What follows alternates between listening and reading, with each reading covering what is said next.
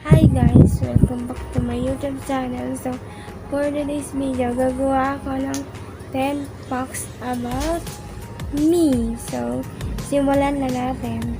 Guys, may nagre-request talaga sa akin mag-facts daw ako about me. Pero, sabi niya 25 daw. Pero, wala akong ma-share na 25. Kaya, 10 facts na lang ang gagawin muna natin sa ngayon. So, let's get started na tayo. 1. Ayan guys. Ang full name ko ay Michelle Ansalino Larcena. Number 2. Mahilig akong kumanta, sumayaw, at magluto. Ang kinakanta ko minsan, or hindi minsan, araw-araw, ay mga Tagalog, English, at Korea. Minsan Japanese and twice. Pero kadalasan Korea. Mas alam ko kasi yun. Yung Korea. Konti lang. Medyo nabubulol ako sa rap. Ayan ang hindi ko alam yung rap. Pero pag Tagalog ang kanta, madali na para sa akin. Kahit English, merong madali, meron din mahirap. So, eto, sa pagsayaw, nagsumasayaw ako ng mga TikTok dance. Minsan Korea. Kapag napapatugtog ako ng music, Korea sinasayaw ko. Pero, sumasayaw din ako ng mga Filipino dance, katulad ng TikTok dance. At nakikinig din ako ng mga Tagalog na music, hindi puro Korean lang. So, yun. So, guys. 3. Ayan. Mahilig din ako mag-bike. Minsan, nag-bike kami ng mama ko, sinasama ako. At sumasama din ako sa pagbabay. Minsan, hindi kami nagbabay kasi umuulan. Hindi naman pwede tayo nabawas araw-araw kasi na bawal pa. Ayan. Sa ngayon. Pero pwede ka naman mag-exercise in bahay. Pero minsan lang ako naglalabas kapag may pupunta si mama at kailangan niya ako isama niya. Minsan nagbabay kami sa labas. Pero ngayon, hindi kami nakakababay kasi umuulan na naman po. Tsaka bawal pa. So, yun. 4. Mahilig din ako manonood ng mga K-drama. Ayan, manonood ng mga Korea. Minsan nanonood ako ng mga moments ng K-pop, katulad ng Twice, nanonood ako ng moments. Nanonood din ako ng mga Korean drama, pero hindi naman araw-araw. Tapos, lagi-lagi ako nanonood ng mga Filipino vlog. Kailangan din natin yan guys. Kasi hindi naman araw-araw kailangan manood tayo ng mga Korean vlog yan. Pero minsan yun, nanonood ako ng mga mukbang vlog ng mga Korea. Babae lagi pinapanood ko yung mga mukbang yan. Pero di ako mahilig magmukbang kasi masama rin sa katawan yung magmukbang. Lalo na kailangan mo maraming pagkain na iyain sa harap mo. Pero kumakain din naman ako ng marami. Pero hindi gaano karami yung katulad sa mga mukbang vlog na ang laki ng mga plato, ganyan, isi-serve sa inyo. Hindi ako ganun tao. Tsaka, hindi ako manood ng mga Filipino vlog. Hindi lang naman kailangan panoorin natin araw Korea na lang, mga ganyan, K-drama, ganyan. Kailangan din natin manood ng mga Pilipino. Oo, kailangan din natin. Kasi hindi ka dito tayo. Ba't hindi natin papanoorin, diba? So, yun lang, guys. 5. Ang age ko ay 22. Tsaka pwede na rin ako lumabas. Kasi 22 naman ako eh. Pero hindi naman araw-araw. Kailangan din natin nasa bahay. Stay safe lang tayo guys. Sa mga lalabas dyan ha. Mag-ingat din kayo dyan. Kung may importante, doon lang kayo pwede lumabas. Kung wala na may importante, sa bahay na lang tayo mag-stay. Para safe tayo lahat. So yun lang guys. Stay safe sa inyo lahat. 6. Yan guys. Minsan, niyayaya ko ng nanay ko na magluto. Pero naghihiwa rin ako. Mahilig talaga magluto guys. Sa totoo lang. Minsan, ako na yung nagluluto ng ulam ko. Kapag wala ng ulam sa tanghali. Kasi, araw-araw tanghali ako nagigising. Pero minsan naaga akong magising. Tapos, minsan, gusto ko pa matulog na dahil inaantok pa ako. Kaya, kasi minsan, wala po pwede na ako kasi minsan nanonood talaga ng mga araw-araw ko nanonood ng mga YouTube kaya dahil doon napupuwit ako at nag-edit din ng mga video sa TikTok. So, yun lang. guys. And, ayan, mahilig na, diba ako sa mga K-pop group, at ang stand ko nun ay Twice, ITZY, Red Velvet, Girls' Generation, G-Friend, IZ*ONE, BTOB, AP, at Girls' Generation. Pero ang bias ko dun sa Twice, Micheng, Mina and Chaeyoung, sa Girls' Generation, si Yoona and Jessica. Dahil wala si Jessica sa Girls' Generation, bias ko pa rin siya kung wala siya sa grupo na yun. Pero, ang bias ko rin sa G-Friend, si Shinbi. Isa lang yung bias ko rin. Sa Red Velvet, si Joy at Yeri. Sa A-Pink, dati yung ano kong bias na si Chorong. Tapos naging si Unji Jun. Yung lang yung bias ko rin. Tapos sa IZ*ONE, si Wanya and Minju. Tsaka sa Weekly pala, si Sujin and Ji-yoon. Tapos sa BTOB, si Sunjae, kasi nakita ko siya sa Weekend Berry de la Joy. Ngayon, matagal na akong nag-K-pop fan. Simula sa Twice yun. Super pa lang ako ng Twice, kaya mas marami ang update sa Twice kaysa sa ibang group. Kasi nalaman ko may comeback na naman yung Twice sa September. Mas updated ako sa Twice kaysa sa ibang group. Naging fan ako ng Twice 2015 pa. Like, era yan. Kahit dyan sa mga matinunan yung ones. Ayun lang, guys. Yun, guys. So, yun. Sabi ko na yata na. Pero, ano ba? Meron ako sa Enya. Kung nakakita, meron ako sa Dana. Ayan. Mga bagay yung YouTube. Ganyan. Pero, okay din sa minsan nga naman sa mga bahay ko kasi minsan boring hindi pa sa bahay kasi minsan iisip mo na gusto mo na rin lumabas pero bawal pa magkalagala sana ito makapagdayo na tayo diba lahat kasi alam ko yung mga ibang tao dyan kating-kating na gusto na lumabas pero hindi pwede yung iba lang pwede makalabas niya pero sana palabas na tayo at makagala dahil gusto natin puntahan kaya kung gusto natin na matapos talaga ito. So, yun lang natin hinahamon sa buhay niya. Kaya, ingat lang muna tayo guys. So, yun, stay safe muna sa lahat. Kung, ayun nga sinasabi niya, kung meron kayo kailangan, bilhin. Yun, pwede kayo lumabas. Pero kung wala, iwas naman tayo sabi sa akin, para di tayo nakakaya. Sabay na tayo mag-stay. At least safe tayo. Yun lang. Balik na sa ating topic na ayan. Yun nga, may ligaw manood. Kumanta sa bayaw, ayan. Ayan, tapos magluto, ayan.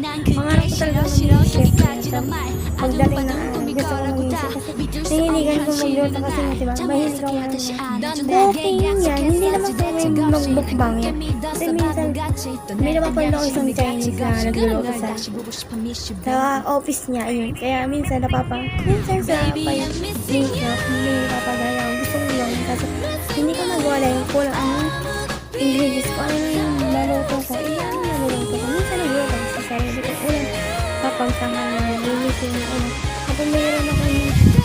Kapag meron pa kasi yung naluto na ayaw ko, naluto ko ba sa hindi ba wala. Pero hindi naman lahat pwedeng kainin kasi kasanaan yun kapag kinain na sila. Mayroon tayo ng assistant nila. Hindi ako na yun sa mga bumili. Pero hindi ko nakakabasa yun lang. So, yun lang guys.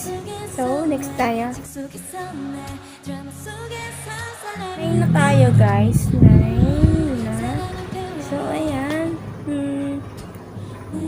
Ayan, mahihayin akong tao. Hindi ako pala salita. Pero, sa iba kapag may kinakausap sa isang salita na talaga, mahihayin talaga. Masay ako. Shy na tao ako. Pero kapag medyo nakilala ko na kayo na gusto, siguro magiging madaldal na ako sa inyo. Ganyan lang talaga ang tao mahihayin. Pero kapag minsan isang letra na yung sasabi ko, isang tanong, isang sagot na. Parang gano'n. Pero kung nakilala niya ako ng personal, siguro pag naging magkaibigan tayo sa Manila, baka mas madali na lang ako. Kasi meron akong ganyan kaibigan eh. Dati hindi ko pa siya kilala. Ayan. Tapos naging madali na lang ako, lalo na pagka-chat. Dati ako magiging madaldal, maingay, dati may group chat ako na twice GC siya. Doon ako nagiging maingay. Sila, hindi sila nagkita, nagsisila. Ako yung ingay ng ingay. Pero yun, pati sila napapachat dahil sa akin, naingay ako. Kaya na, sa letter lang nasasabi ko ano yung gusto ko sabihin, tapos sa chat. Pero kung sila, pag ako tinanong niyo sa friends mo, hindi ko talaga masabi ko ano yung gusto ko sabihin kasi mahihayin ng tao. Mahihayin talaga akong tao, guys. Sa totoo lang, kapag nakasama niyo ako, tingnan niyo, hindi ako, pag tinanong niyo ako, tinanong niyo, isang sagot lang yung masasabi ko, hindi marami kasi mahihayin talaga ako na tao. Yun lang. Number 10 na guys. Number 10 na tayo. Ayun lang guys. Hindi man ako, ang hinig ko kasi ayun ako sulat-sulat yan sa mga papel. Pero ngayon, namanda talaga akong sulat ngayon. Tsaka, mag-drawing kasi hindi ako, masyadong maganda yung drawing ko. Pero, para sa akin, okay na yan. Kasi ayun ang kaya ko i-drawing. Pero, hindi ako mahilig magbasa. Kasi kapag ako nagbabasa, inaantok na agad ako ganun. Antokin ulit ako sa magbabasa. Kaya ayoko na may binabasa eh. Saka dati nagbabasa ako, ngayon hindi. Kasi antokin ako. Dati kasi, mahilig talaga akong sulat-sulatan ng mga journal. So, diary ko dati yung sinusulat tungkol sa mga flashbacks. Hindi na ako susunod mga ganyan. Dati nasusulat na ako eh. Meron ko isang bag ganyan. Yung ko sa mga kani-kanina na. Ngayon talaga masulat natin. Ngayon hindi na ako nagsusulat. Kaya mahilig pala akong bumuli ng merch yan. Abang kahit sa album kapag nakabili na ako sa Pasko, bala ko bumuli ng album. Bala ko sana Taste of Love ibili yung album nila sa Pasko. Saka gusto ko talaga magkaroon ng sariling photo card kasi yung mga hindi yata photo card yan, lomo card lang yan. Yung mga pinrint ko kasi ayoko na print. Masasayang yung ink saka nagagamit sila mga kaka-print ko. Gusto ko naman magkaroon ng album kasi hindi ko pa namin feel kung anong merong album na kapag meron ka. Kasi light stick lang ang na-feel ko hawakan eh. Kasi minsan nakakanood ako ng mga unboxing na album. Tapos meron lang ako yan sa live. Nag-unbox na album. Taste of Love. Siya 3 album. Pero isa lang yung inopen niya. Tapos yung kapatid niya, meron siyang album na photo mo ng Rosé. Pero hindi ako nabili ng gano'n. Pero meron akong merch na Blackpink ka. Hindi siya kadami. Twice lang talaga pinakamarami kong merch. Naalala ko yun na sa school. May nagtitinda ng mga Twice. Bumili ako ng postcard. Pinakyaw ko lang yung postcard kasi nga minsan ako makakita ng ganong postcard na yes or yes na individual. Kasi yung mga nabibili kong postcard ay group. Yeah. Sabi nung nagtitinda, pinakyaw ko daw. Pinakyaw ni ate. Hindi ka naman pinakyaw natin tinda. Pinakyaw ko lang naman yung postcard kasi minsan ako makakita ng ganon kasi doon lang meron eh. Dito wala kasi yung nakikita ko dito puro BTS, Blackpink, ayan. Gano'n. Tsaka nag-aayap ka ako ng Twice na sombrero, BTS sa bili ko eh. Tsaka EXO. Hindi ko na lang kaya sa EXO sombrero, pero BTS na lang hindi nakatago. Pero, ayun na. Marami kong merch ay Twice. Sana makabili rin ako soon, no? Kasi nanonood din ako kasi napanood ko yung dati ko unboxing video na light stick, tapos nag-unbox ako ng mga Lazada, ganyan. Nakakamiss lang. Tapos nag-mystery box pa ako. Namiss ko lang yung mga ganyang bagay na gusto kong balik-balikan. Alam yung naggagala ako sa Baguio. Namiss ko rin parang gusto ko puntahan ulit yung Baguio. Pero bawal pa. Sana soon na makagala na rin ako. Kasi gusto ko na talaga lumabas. Hanggang imus lang pwede ako pumunta eh. Sa ate ko lang. Minsan lang ako sinasama ng nanay ko. Pero gusto ko talaga gumala eh. Pero bawal pa. Itin saka sumunod na lang sa'yo. Kahit sa sinasabi nila. Kasi bawal talaga. Kahit ako gusto ko na mag face to face para makita ko yung kaibigan na kasi sakit na kami na oo na magtatawag na gusto ko sa personal. Ayan. Isa lang naman yun, ha? Hindi dalawa kaibigan ko, isa lang. Alam niya na yun. Kasi 2017 pa lang. Friend na kami, tsaka 18 eh.